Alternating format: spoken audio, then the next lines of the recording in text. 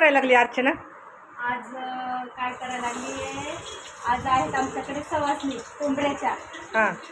मध्ये इलेक्ट्रॉनिकच्या सवासणी दरवर्षी आम्ही घालतो.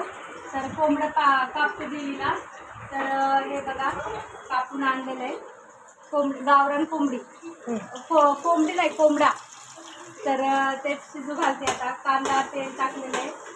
चांगला कांदा भाजून घेते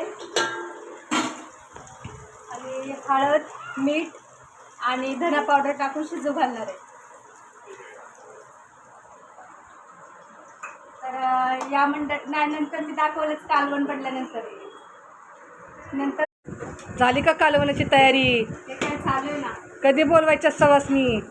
आता बोलवायचंच आहे. कालवण तर उद्या आमचं शिजू द्या कोंबडं. करा की पटापटा. मग ठीक आहे. मसाला चांगला आता भाजलेला आहे, मीठ टाकलेलं आहे त्याच्यामध्ये. आता आपलं गावरान काळं तिखट टाकायचं आहे. मस्त मसाला भाजला आहे तेलामध्ये बघा. आणि एवढं तिखट टाकायचं आहे. 5 चमचे तिखट घेतलेलं आहे. मग आता तेवढ्या कालवणाला तेवढं लागणारच तिखट. चांगलं काळ्या तिखटाचं गावरान पद्धतीचंच बनवायचं आहे. नेहमी आम्ही गावरान पद्धतीचंच बनवतो. मला नाही बाई तसलं आवडत. कांदा टमाटर कुठं काय घातलेलं नाही आवडत. नाही, मला आपल्या गावाकडच्या पद्धतीने पोरांना कधी कधी आवडतं तसं. हा, ते करावं लागतं तसलं काही.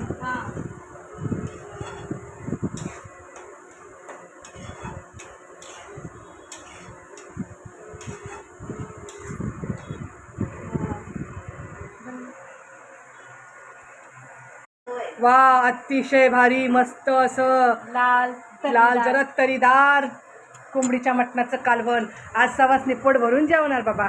चांगल्या सवासनीचं पोट भरलं पाहिजे ना, मग म्हणून बनवले असं. कालवण चांगलं मस्त तरीदार झालेले आपलं. आता मी नैवेद्य भरते.